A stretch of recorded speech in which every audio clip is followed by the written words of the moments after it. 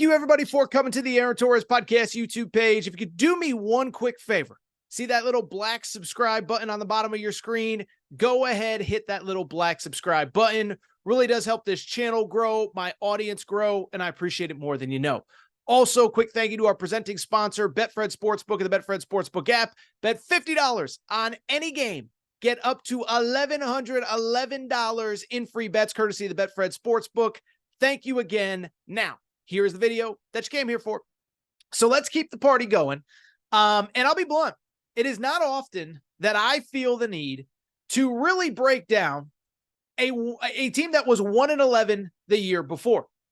But I will make an exception when they are the most intriguing, interesting, talked about team of the college football offseason, and that is the Colorado Buffaloes, led by none other than Coach Prime, Deion Sanders. Listen, by now everybody knows the story, right? Like, oh, they had 1 million guys transfer out. And it's like, yeah, but does anybody besides me remember how bad they were last year? It wasn't just that they were 1-11. I'm just going to read you some stats here to set the framework for why Deion Sanders had to rip this team and this foundation down to the studs and then build it back up. Last year, here were just some of the losses by Colorado. They lost by 42 to Minnesota, 23 to Arizona. They lost by 33 to Oregon State, 39 to Oregon, 33 to USC, 47-point loss to Washington, 42-point loss to Utah. So I'm not great at math, but that is 7 games that they lost by at least 21 points, at least 3 touchdowns out of the 11. It shows you how bad this was. Oh, by the way, they finished 126th nationally in scoring, 130th in points allowed. So they had a bottom 5 scoring offense and a bottom 5 defense in terms of points given up. That gives you the framework of how bad this thing was and why Coach Prime had to do so much work to build this thing back up. So now that we have that as the framework, let's talk a little bit about who he has brought in and what it means for the season ahead. Obviously, a quarterback, it all starts with his son, Shedeur Sanders. Shedeur is really talented. I mean, you put aside whatever you think about Coach Prime, too many portal kids, whatever. Shedeur Sanders would start for virtually every program in the country. There's a few, maybe USC is one of them. There's a handful, but this was a kid that had an Alabama offer coming out of high school. He could have played pretty much anywhere in college football. He goes to play for his pops at Jackson State. And last year, he was phenomenal. I know it's a level down. I know stepping up from Jackson State to Colorado is a step up. But this was a guy that threw for 40 touchdowns with just 6 interceptions a season ago, 3,700 yards passing, 70% completion percentage.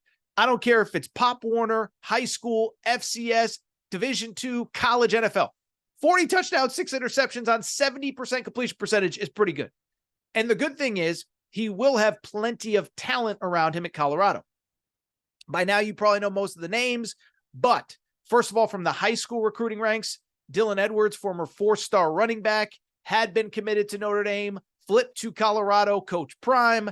Amarion Miller had been committed to Nebraska, flips to Colorado and Coach Prime. Adam Hopkins, a 4-star receiver out of Georgia, ends up with Colorado. And in the portal, they did good work as well. Xavier Weaver was the leading receiver at South Florida, 53 catches, 6 touchdowns there. He is now at Colorado. And then the guy, if you have heard Deion Sanders, Coach Prime, in any interviews, he has raved about Jimmy Horn, who had 37 catches at South Florida last year, all AAC team member. So that's the positives. You have a dynamic quarterback and a bunch of skill position guys. But the concerns are multifold. One, the offensive line is going to be patchwork. Obviously, that is the toughest place to get big bodies, get quality bodies. I think the lines, it goes without saying, are the places that it's toughest to recruit and certainly toughest to rebuild over the course of an offseason. Good news is you did bring in some nice pieces. Savion Washington, a 6'8" tackle from Kent State, who previously obviously played with the now current offensive coordinator, Sean Lewis, and a couple other intriguing names along the offensive line. And then defensively, Also, a kind of the same deal.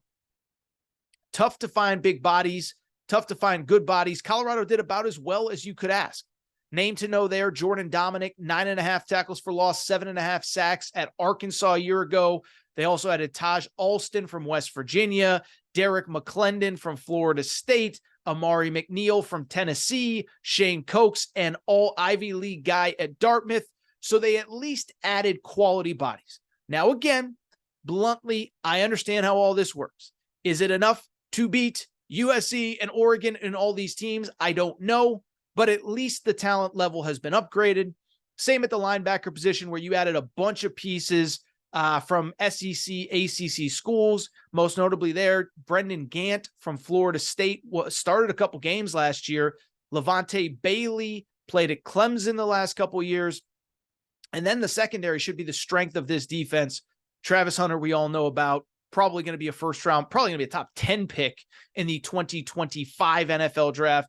Cormani McLean, 5-star, was committed to Miami, ends up at Colorado. Jaquez Robinson comes in from Alabama. Shiloh Sanders, Coach Prime's other football playing son that followed him from Jackson State, is a safety. So that secondary should be really good. Now, we talked about the team. Where I guess the concern would come in for me. They just have a thankless schedule. By the way, I think I mentioned this, but if I didn't, forgive me. Colorado's over-under in the Betfred Sportsbook is 3.5. So if I did not mention that, I apologize. The over-under is 3.5, plus 125 to bet the over, minus 150 to bet the under. And it's not just about Coach Prime. People don't like Coach Prime or whatever. They have a really tough schedule. Colorado is maybe the toughest schedule I've seen in college football this year, although Utah, we're going to talk about next, is in the short conversation. Colorado opens, I think we all know by now, at the defending national runners-up TCU. TCU coming off an appearance in the championship game. That game is obviously in Fort Worth, Coach Prime's home away from home in Dallas. That's a really tough game. Week 2, you have Nebraska at home. And then just before the end of September, not talking about the whole season, just before the end of September, you have to play at Oregon and USC at home.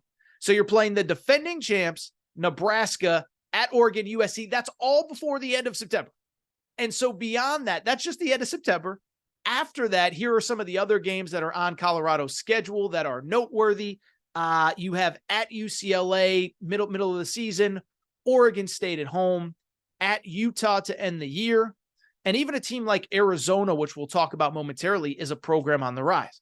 So when you factor in the schedule and you factor in the lack of depth, specifically on the offensive and defensive lines, it's going to be an uphill battle for Coach Prime. Now, I will say, I do like the over for a few reasons. One, I believe in Coach Prime, and everybody that criticizes this or whatever, as I've said on the Aaron Torres podcast many times since he took this job, Coach Prime, everything he's doing at Colorado, he did at Jackson State. You just didn't pay attention. I've said it a million times. He did a documentary with Barstool Sports his first year at Colorado. And in that documentary, he basically did the same thing. Basically, cut, if you want, whatever you want to call it, cut, whatever. Threw a bunch of kids off the team that weren't willing to put in the work, rebuilt it.